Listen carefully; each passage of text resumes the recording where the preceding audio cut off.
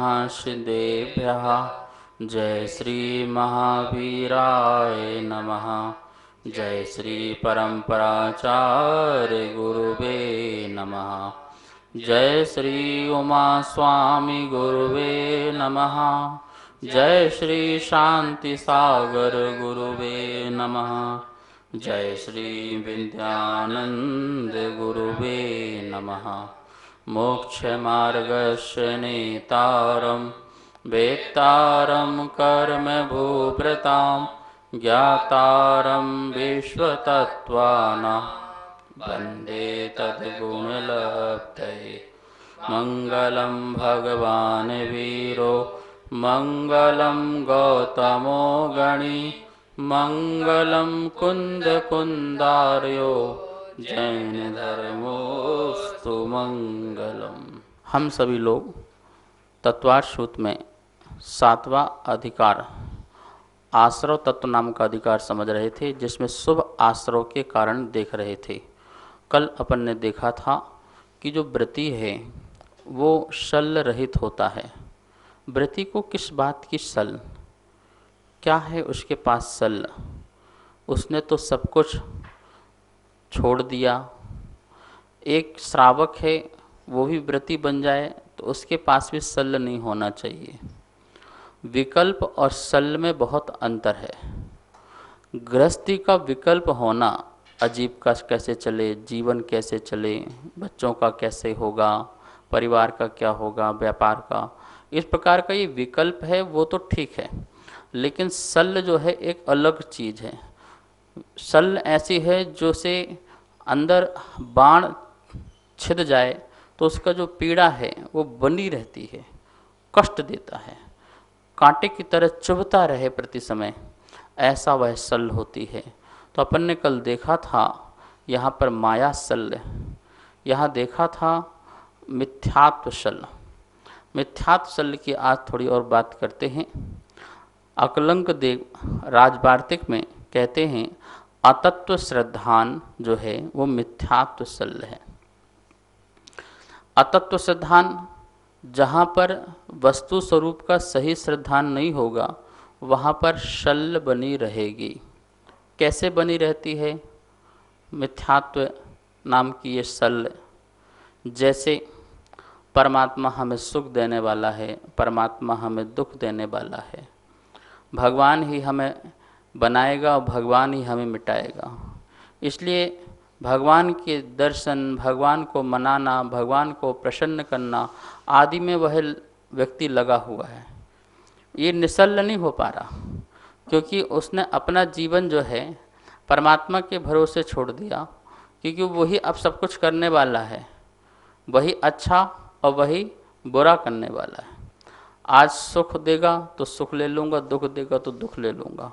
इस प्रकार से मैं परमात्मा से प्रसन्न नहीं हूँ क्योंकि मुझे दुख भी देता है, तो मैं उसे प्रसन्न करता हूँ, प्रसाद चढ़ाता हूँ, उसकी भक्ति करता हूँ, साष्टांग नमोस्तु करता हूँ, दंडवत नमोस्तु करता हूँ, पहाड़ों में जाता हूँ, भूख प्यास सब सहन करता हूँ, व्रतों को रखता हूँ। क्यों? क्योंकि ये खुश हो जाएं, क्योंकि ये खुश हो गए तो मुझे सुख ही सुख देंगे, मुझे सुख की बरसात कर देंगे। इस प्रकार की सल बनी हुई है। कुछ काम करता हूँ, परमात्मा के नाम से निकाल दो, इनके लिए भोग चढ़ा दो, इनके लिए कर दो, वरना वो रुष्ट हो जाएंगे, वो अप्रसन्न हो जाएंगे। इस प्रकार से मन में सल बनी रहती है। ये अतत्व सिद्धांत है। महावीर स्वामी कहते हैं सब कर्ता धर्ता तुम ही हो, परमात्मा नहीं है। ऐसा वस्तु का स्वरूप है तो सल रहित कर देते हैं। देखा जाए तो श्रद्धान सम्यक दर्शन ही तुम्हें सल रहित कर देता है। और फिर व्रतों की तो बात ही क्या है। फिर व्रत धारण कर लिए तो आपने और भी निशल्य हो जाते हैं। जो और कुछ भी सल बची हुई हैं वो समाप्त हो जाती हैं। तो पहले सम्यक दर्शन प्रकट हो जाता है, उस समय मिथ्यात नाम की शल्य समाप्त हो जाती है। सम्यक दर्शन के बाद जब हम व्रत धारण करते हैं तो मायाचारी पूर्व व्रत धारण नहीं करते हैं, इसलिए हमारी माया शल्य खत्म हो जाती है। हम जो व्रत धारण करें उसमें मायाचारी हो, अपना नाम कमाना हो, अपना यश कमाना हो, ख्याति प्राप्त करना हो, इस प्रकार का जो माया परिणाम है उससे हट करके हम वो माया वाली मिथ्या सल भी समाप्त कर देते हैं। तो वो सल समाप्त हुई। अब मिथ्यात सल में सम्यक दर्शन प्राप्त होते ही व्रति की वो शल्य जो है समाप्त हो जाती है। बहुत सारी बातें इसमें आई हुई हैं। धर्म ग्रहण करने की इच्छा करने वाले पुरुषों को मिथ्यात्व का सर्वथा त्याग कर देना चाहिए। धर्म और मिथ्यात्व इन दोनों में सहन अवस्थिति नाम का महान विरोध दोष हमेशा से उपस्थित होता है। सहानवस्थिति मतलब कि ये दोनों एक साथ कैसे रह सकते हैं? धर्म और मिथ्यात्व दोनों एक साथ नहीं रह सकते हैं। मिथ्यात्व है तो वहाँ धर्म नहीं है, और जहाँ धर्म है वहाँ पर मिथ्यात्व नहीं है। जैसे आचार्यों ने कहा है कि शीत और उष्ण एक साथ नहीं हो सकते।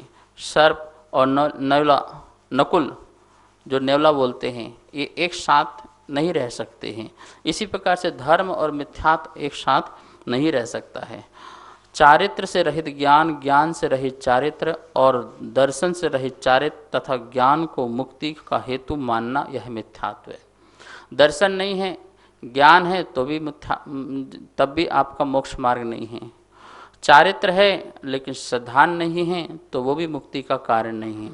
इस प्रकार से आचार्यों ने जोर दिया है कि सम्यक श्रद्धान और सम्यक चारित्र जो है तुम्हारे लिए मुक्ति का कारण हो सकता है।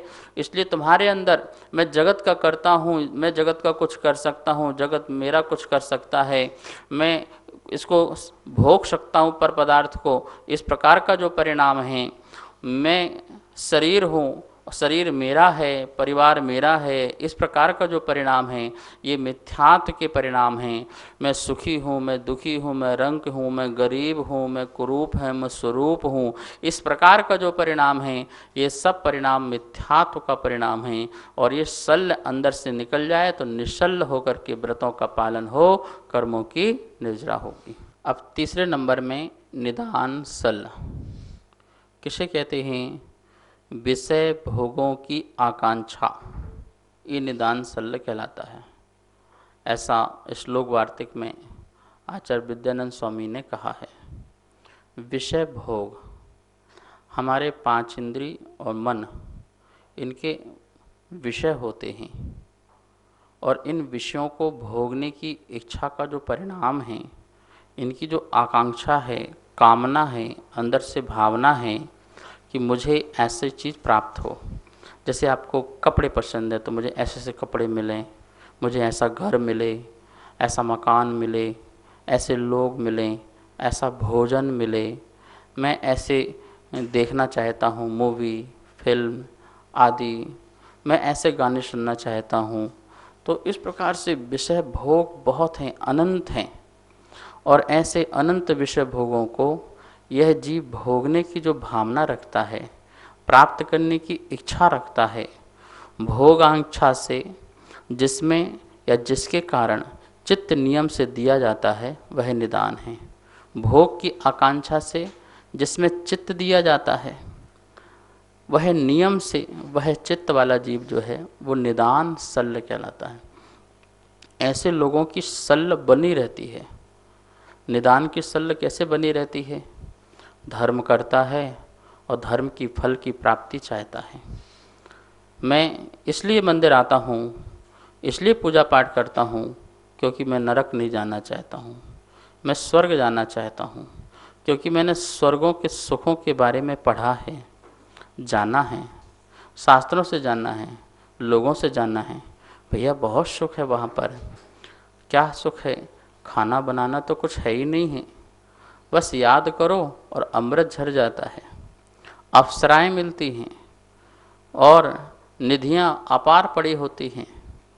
ब्रह्मांड में कहीं भी घूमने जा सकते हो, पलक झपकते ही कहीं चले जाओ, कुछ भी रूप बना लो, अवधि ज्ञान से जान लो। तो इस प्रकार का सुख और कहाँ मिलेगा? ये मनुष्य के सुख हैं क्या? कोई सुख नहीं है। तो इन सुखों को छोड़ करके मैं तो इससे भी बढ़िया सुख चाहता हूँ। तो ऐसे मैं इसलिए धर्म करता हूँ, मैं नरक न चला जाऊँ। भयभीत होकर के धर्म करता है और आगामी सुखों की इच्छा करता है। महावीर स्वामी कहते हैं भय से कभी धर्म नहीं होता है। भय, आशा, लोभ आदि से किया हुआ जो धर्म है वह धर्म निदान शल्य कहलाता है। इसलिए हमें निदान नहीं मानना। आप धर्म करो, आप वस्तु का स्वरूप समझो। हम भक्ति करते हैं इसलिए करते हैं कि उन्होंने हमें ज्ञान दिया है, मोक्ष मार्ग बताया है, आत्मिक सुख बताया है, आत्मा का आनंद कैसे प्रकट होता है ये बताया है। मेरे अंदर केवलत्व शक्ति है, मेरे अंदर सिद्धत्व शक्ति है, ऐसा प्रभु ने बताया है और उसको मैं अंदर से ध्यान करता हूँ और अपने में वह सिद्धत्व प्रकट करता हूँ। मुझ में परमात्मा के प्रति, गुरु के प्रति, शास्त्र के प्रति बहुत महिमा प्रकट होती है तो मैं उनकी पूजा, भक्ति, आराधना, अभिषेक आदि करता हूँ। लेकिन इससे मुझे फल की प्राप्ति हो ऐसा नहीं चाहता हूँ। यद्यपि शास्त्रों में हर क्रिया का फल बताया है, हर धर्म की क्रियाओं का फल बताया है। आप मंदिर जाओगे तो इसका ये फल है, आप पूजा करोगे तो ये फल है, आप अभिषेक करने का ये, शांति धारा का ये, आप व्रत धारण करोगे तो उसका फल ये है, आप शील का पालन करोगे तो ये फल ये है। और उनकी कहानी किससे भी भरे हुए हैं। किसी ने उपवास किया तो उसका फल क्या मिला, किसी ने शील का, व्रत का पालन किया, सीता आदि ने उन्हें क्या मिला। तो इस प्रकार से कहानियाँ भी एक एक विषयों की, एक एक धर्म की। जैसे किसी व्यक्ति ने क्षमा किया तो क्षमा का परिणाम क्या मिला उसे। पारसनाथ ने 10 भाव क्षमा किए तो तीर्थंकर बन गए, ऐसी कहानी मौजूद है। शंका नहीं करना, ऐसे निशंक वालों की कहानी अंजन चोर की है, तो उसे क्या प्राप्ति हुई तो वो कहानी भी है। तो हमारे यहाँ पर लाखों कहानियाँ हैं और हर सब्जेक्ट पर कहानियाँ हैं। तो कहीं उन कहानियों को पढ़ करके कि मेरे जीवन में भी ऐसे चमत्कार घटित हो, मुझे भी फिर ऐसे ही फल की प्राप्ति हो, बाह बाह मिले, यश मिले, बाहर का विषय और भोग और वैभव मिले, इस प्रकार का परिणाम यदि आता है तो वो निदान की कोटि में आता है। आपको पता है कि मुनिराज निदान नहीं करते हो, निदान करते हैं तो वो मुनिराज अवस्था नहीं कहलाती है। कठोर साधना करने वाले मुनिराज, उत्कृष्ट साधना, 22 वर्षों को जीतने वाले, बड़े बड़े उपसर्गों को सहन करने वाले, ऐसे उत्तम उत्कृष्ट मुनिराज भी जब निदान के परिणाम करते हैं तो चक्रवर्ती, अर्ध चक्रवर्ती, नारायण प्रति नारायण बनते हैं। सोचिए, वो निदान करते हैं तो वो उस साधना से उसी भाव से मोक्ष जा सकते थे। यदि वो पुरुषार्थ करते और निदान न मानते तो निदान मानते ही उनका गुणस्थान 6वें से 7वें से 4था गुणस्थान आदि हो जाता है और वो गुणस्थान नीचे गिरा और उन्होंने जितना भी पुण्य कमाया उस पुण्य में वो मोक्ष जाने की शक्ति रखते थे और वो संसार का वैभव, चक्रवर्ती आदि बन जाते हैं। ये सब क्या? इसलिए हमें ऐसे स्थानों से भी बचना चाहिए, ऐसे निमित्तों से भी बचना चाहिए जहाँ पर हमारे परिणाम जो हैं, हमारे जो भाव हैं वो बिगड़ जाएं। आप बड़ी कोठियों में, बड़े महलों में, बड़े मॉलों में जाते हैं या बड़े शहरों में या विदेशों में जाते हैं, वहाँ का वैभव देख के आते हैं, काश ऐसा मेरे पास भी होता, काश मैं यहाँ ऐसा होता। भगवान, मैं आपका आज से जाप करूँगा, माला करूँगा और बहुत प्रसाद चढ़ाऊँगा, बहुत अच्छी सामग्री चढ़ाऊँगा और आपकी वंदना करने हर महीने पहुँचूँगा। लोग भागते हैं। ठीक है, जाओ, अच्छी बात है। मैं नियम ले रखा है, मैं 1 महीने में 1 बार महावीर जी जाता हूँ, महीने में 1 बार तेजारा जाता हूँ, बड़े गांव जाता हूँ, रत्नातर जिन मंदिर जाता हूँ। ये नियम ले लिया मैंने, नियम ले लिया। क्यों? क्योंकि भैया जाऊँगा तो मुझे सब मिलता रहेगा। प्रभु आपकी ही कृपा से मिला है मुझे। तो हमें तो तेजारा वाले चंदा प्रभुवान ने जो दिया है वो उन्हीं का दिया सब कुछ है, महावीर स्वामी ने दिया उन्हीं का सब कुछ है और वही सब नैया पार कराएंगे हमारे परिवार की। हम इसलिए मंदिर जा रहे हैं, इसलिए वंदना करने जा रहे हैं। जीवन को धन और पवित्र बनाने के लिए हम नहीं जा रहे हैं। ये सब निदान की कोटि में हैं और ये हम करते हैं, कर रहे हैं लोग, और लोग समझते हम धर्म कर रहे हैं। आप धन भी व्यय करते हैं और अपना जीवन भी व्यय करते हैं। अरे मनुष्य पर्याय में आपको सम्यक साधना और सम्यक आराधना करना चाहिए था। सम्यक श्रद्धा के साथ सम्यक आराधना हो जाए तो जीवन का होना सार्थक हो जाए और सफल हो जाए। तो इस प्रकार से सच्चे देव शास्त्र गुरु को ही मानने वाले व्यक्ति व्यवहारिक सम्यक दृष्टि जो जीव हैं वो इस प्रकार के कार्य करते दिखाई देते हैं। यद्यपि सम्यक दृष्टि जो है उसके पास निदान बनाने के लिए, निदान करने के लिए छूट है, लेकिन यहाँ व्रति की बात चल रही है। आप सब लोग अभी सम्यक दृष्टि अवस्था में हो, व्यवहार सम्यक दृष्टि में, लेकिन मिथ्यात्व वाली सल्ला तो आपके पास होना नहीं चाहिए। अब माया और निदान वाली सल्ला आपके पास हो सकती है, लेकिन व्रति के पास नहीं हो सकती है। व्रति कोई भी होगा वो इस प्रकार का भाव नहीं रखेगा।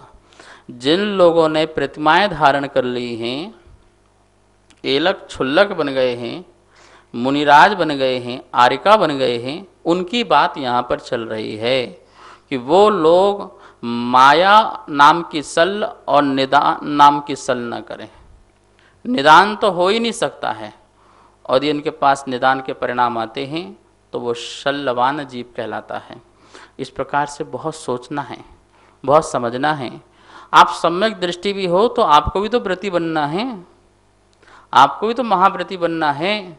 तो आप भी अभ्यास करें कि मैं प्रभु की भक्ति करूं तो भक्ति करते समय निदान के परिणाम न हो, क्योंकि मुझे अभी ऊंचा जाना है, अभी मुझे नियमों को धारण करना है, नियम आदि धारण करना है। अभ्यास करें कि हे प्रभु, मेरा कर्म से जो मिलेगा वो मिलेगा, जो भाग्य में होगा वो मिलेगा, और मैं पुरुषार्थ करूँगा, लेकिन मैं धम्मम भोग निमित्तम, मैं धर्म को भोग के निमित्त नहीं करूँगा, आगामी सुखों की वांछा से नहीं करूँगा कि मुझे स्वर्ग मिले, अप्सराएं मिलें, धन दौलत मिले, धन आदि मिले, सोना मिले, चांदी मिले, इस भावना से मैं धर्म नहीं करूँगा।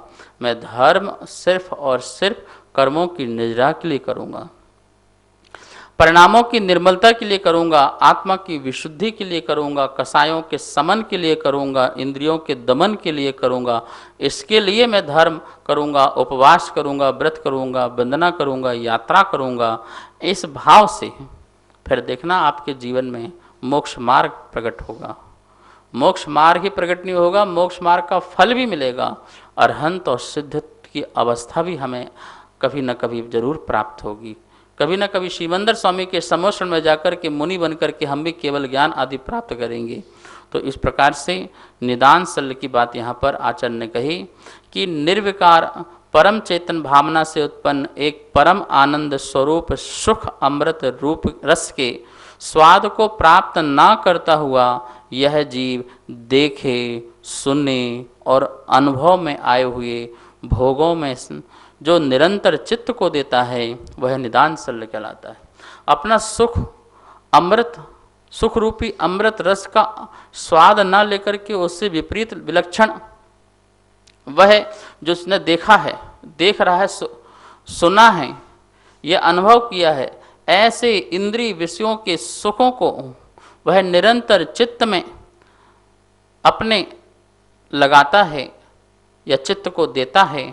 आचार्य भगवान कहते हैं बृहद दर्भ संग्रह में टीका में कारण कि यह निदान कहलाता है।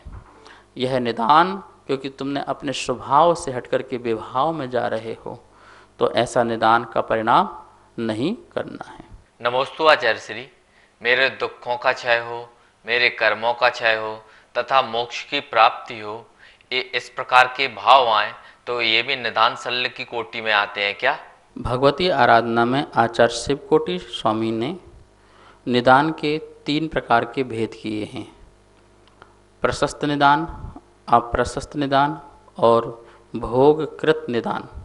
अन्य ग्रंथों में 2 प्रकार के हैं, प्रशस्त निदान और अप्रशस्त निदान। तो आपने जो बात की है कि हे प्रभु मुझे मुक्ति की प्राप्ति हो, आप लोग बोलते भी हैं दुख खो, कम खो, बोहिला हो, सुगई गमनम, समाहि मरणम, जिनगुण संपत्ति हो मच्छम। तो ये भावना तो आप भी बोलते हैं, मुनिराज भी बोलते हैं कि हे प्रभु मेरे दुखों का क्षय हो, जितने भी दुख हैं वो शांत हो जाएं, क्षय हो जाएं, कमक हो, कर्मों का क्षय हो जाए, बोधि की प्राप्ति अर्थात केवल ज्ञान की प्राप्ति हो, सुगई गमनम सुगति में गमन हो अर्थात पंचम गति हो, समाहि मरणम समाधि पूर्वक मेरा मरण हो, मुझे मोक्ष की प्राप्ति हो, इस प्रकार की जो भावनाएं हैं इसे आचार्यों ने प्रशस्त निदान कहा है। अपितु मांगना है, पर ये मांगना विषय भोगों को पूर्ण करने के लिए मांगना नहीं है। मैं इंद्रियों के विषय भोग पूर्ण करना चाहता हूँ इसलिए डिमांड नहीं है, अपितु विषय भोग छूट जाएं इसलिए मांग रहा हूँ। मैं मोक्ष मांगूंगा तो क्या मुझे संसार के विषय सुख मिलेंगे? नहीं। तो इसलिए ठीक है, प्रशस्त है। मैं बोधि की प्राप्ति केवल ज्ञान मांग रहा हूँ तो यह केवल ज्ञान मेरे लिए विषय भोग थोड़ी देगा।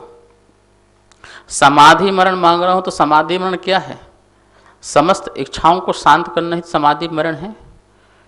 विषय भोगों के प्रति, इंद्रियों के प्रति समता भाव लाना, कषायों को दमन करना, समन करना, क्षय करना। कहते हैं ना, काय और कषाय, इसको कम करते जाना और फिर पूर्ण नष्ट कर देना, इसका नाम समाधि मरण है। तो आप देखिए, ये प्रशस्त निदान की भावना है, ये अंतरंग की विशुद्धि की भावना है कि मैं भोगों की इच्छा नहीं चाहता हूँ, मैं आगामी सुख नहीं चाहता हूँ, मैं आगामी किसी प्रकार के विषयों में, इंद्रियों में लगना नहीं चाहता हूँ, मैं कोई स्वर्ग आदि नहीं चाहता हूँ, कोई अभ्युदय नहीं चाहता हूँ, मैं निःश्रेयस पद चाहता हूँ। ऐसा निःश्रेयस पद चाहता हूँ कि फिर मुझे बार बार शरीर धारण न करना पड़े, कोई कर्म न करना पड़े, मैं अकर्म हो जाऊं, मैं निष्कर्म हो जाऊं। इस भावना से यह भावना प्रकट की गई है। तो इसे आचार्यों ने क्या कहा है? प्रशस्त निदान। और भी बातें हैं, मरणकंडका आदि में बात लिखी गई है कि पौरुष, शारीरिक बल, वीर्यांतराय कर्म का क्षयोपशम होने से उत्पन्न होने वाला दृढ़ परिणाम, ब्रज वृषभ नाराज संगनन, यह सब संयम साधक सामग्री मुझे प्राप्त हो, ऐसी मन की एकाग्रता होती है तो उसको प्रशस्त निदान कहते हैं। मुझे पुरुष पर्याय मिले और पुरुष पर्याय में भी शारीरिक बल, ब्रज वृषभ नारायण संगनन मिले, वीर्यांतराय कर्म का मेरा क्षयोपशम अति उत्तम हो, जिसके कारण मेरे अंदर उत्साह, साधना करने का, आराधना करने का उत्साह बना रहे, मेरे परिणामों में विशुद्धि जागे उस वीर्यांतराय कर्म के क्षयोपशम के बल से। तो मैंने ये जो डिमांड जो की है, वो ये डिमांड यह मेरी सांसारिक नहीं है। इसलिए शरीर बल नहीं चाहिए कि मैं युद्ध करूं, मारकाट करूं, हिंसा करूं, विश्व विजेता बनना चाहूं, लोग मेरे पैरों के नीचे रहें, मैं आसमान में रहूं। ये अभिमान, मान इसके लिए नहीं कर रहे हैं। कसायों की पुष्टि करने के लिए ये नहीं डिमांड है। ये तो प्रशस्त एक मोक्ष मार्ग की भावना है, क्योंकि जब तक पुरुष जीवन नहीं मिलेगा तब तक मैं मुनि नहीं बन पाऊंगा, मुनि नहीं बन पाऊंगा तो मैं वीतराग परिणाम नहीं ला पाऊंगा, वीतराग परिणाम नहीं आएगा तो मेरे निर्विकल्प की भावना प्रकट नहीं होगी और फिर मुझे केवल ज्ञान, अरहंत और सिद्धत्व की प्राप्ति नहीं होगी। इस प्रकार से आचार्यों ने भावनाएं जो रखी हैं, इसे प्रशस्त निदान की कोटि में रखना, इसे अप्रशस्त निदान अथवा भोगकृत निदान इसे मत मानना। नमोस्तु आचार्य श्री, अभी आपने प्रशस्त निदान के बारे में बताया, तो क्या प्रशस्त निदान के भी भेद होते हैं? प्रशस्त निदान जो है वो भी दो प्रकार का होता है, संसार निमित्तक और मोक्ष निमित्तक। दोनों प्रकार के प्रशस्त निदान कोटि में आते हैं। संसार निमित्तक कौन से होते हैं? जैसे जहाँ मैं जिन धर्म का पालन कर सकूं, ऐसा मुझे क्षेत्र मिलना, ऐसा काल मिले, ऐसे काल में मैं जन्म लूँ जहाँ पर जिन धर्म रहे, जहाँ देव शास्त्र गुरु का सानिध्य प्राप्त हो, जिस काल से मैं मुक्ति को प्राप्त हो सकूं, मोक्ष को प्राप्त हो सकूं। जैसे चतुर्थ काल मिले, छठम काल मिल गया तो फिर मैं क्या करूँगा? मोक्ष नहीं जा पाऊँगा। इसलिए हे प्रभु, मुझे जन्म मिले तो चौथा काल मिले, देश मिले तो आर्य देश मिले, जहाँ पर महापुरुषों की संगति प्राप्त हो सके, गुरुओं की संगति मिल सके, शास्त्र का स्वाध्याय कर सकूं, जिन आराधना कर सकूं, ऐसा मुझे देश मिले। भाव मिले तो कौन सा मिले? मनुष्य भाव तो मिले, पर मनुष्य भाव में भी उच्च कुल मिले, जिस कुल में जिन शासन और जिन धर्म की प्रभावना संतति से परंपरा से चली आ रही है, जहाँ जिस कुल में मुझे माता पिता मिथ्यात देने वाले नहीं मिले, सम्यक्त की प्रकट करने वाले सम्यक्त वर्धिनी माता पिता मिले। इस प्रकार से अपन ने आज निश्चल वृत्ति का भावना यहाँ रखी है। आगे और भी इसके बारे में चर्चा करेंगे। आइए माँ जनवाणी की स्तुति करते हैं। जावाणी के ज्ञान से सूझे लोकालो, सो वाणी मस्तक धरो सदा देत हो दो। हे जनवाणी भारती तो हे जपो दिन रेन, जो तेरी शरणा धरे सो पावे सुख चैन। सभी को बहुत बहुत मंगल आशा। सभी को सादर जय जिनेन। चौथे अध्याय की पुस्तकें छप के आ चुकी है। जो भी स्वाध्याय प्रेमी चौथे अध्याय की पुस्तकें मंगवाना चाहते हैं वो नीचे दिए गए मेरे नंबर पर संपर्क कर सकते हैं। पांचों अध्याय की पुस्तकें छपवाने हेतु जो भी पुण्यार्जक बनना चाहते हैं, वह सहयोग राशि देना चाहते हैं, वो नीचे दिए गए नंबर पर संपर्क करें। जय जिनेन।